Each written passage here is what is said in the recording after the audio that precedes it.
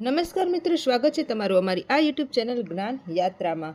મિત્રો, આજે આપણે વાત કરવાના છીએ કે 1000 રૂપિયાની જે સહાય આપવાના છે રેશન કાર્ડ ધારકોને, તો આ સહાય મેળવવા માટે ફોર્મ કેવી રીતે ભરવું અને અરજી કઈ રીતે કરવી તેની સંપૂર્ણ વિગત આપણે આ વિડીયોમાં જોશું।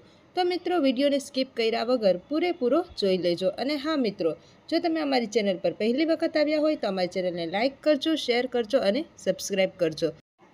મિત્રો, કેન્દ્ર સરકારે જે રાષ્ટ્રીય ખાદ્ય સુરક્ષા યોજના હેઠળ જે એક નવી યોજના શરૂ કરવાની જાહેરાત કરી છે, જે 1 જૂન 2025થી બધા રેશન કાર્ડ ધારકોને મફત રાશન મળે એની સાથે દર મહિને 1000 રૂપિયાની વધારાની નાણાકીય સહાય આપવામાં આવશે।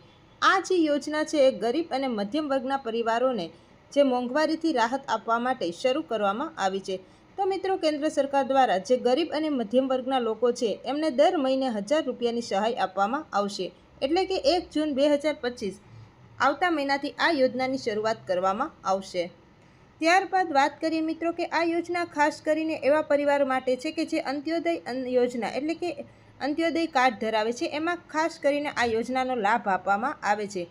ત્યારબાદ મિત્રો, પ્રાથમિકતા પરિવાર એટલે કે KPHS શ્રેણીના જે રેશન કાર્ડ ધારકો છે એમને આ યોજના હેઠળ લાભ આપવામાં આવશે। દેશના લગભગ 80 કરોડ લોકોને આ યોજનાનો લાભ આપવામાં આવશે। ભારતની અંદર જે 80 કરોડ લોકો જેટલાને રેશન કાર્ડ ધારકો યોજનાનો આ એટલે કે લાભ દર મહિને 1000 રૂપિયાની સહાય આપવામાં આવશે।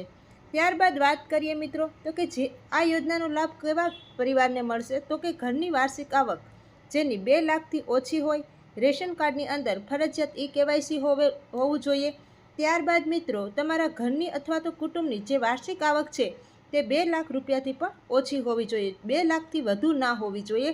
અને રેશન કાર્ડની અંદર તમામ સભ્યોનું KYC હોવું ફરજિયાત છે। જો તમારા રેશન કાર્ડની અંદર KYC ના કરેલું હોય તો કોઈ પણ સભ્યનું બાકી હોય તો જેમ બને તેમ વહેલી તકે પતાવી દેજો।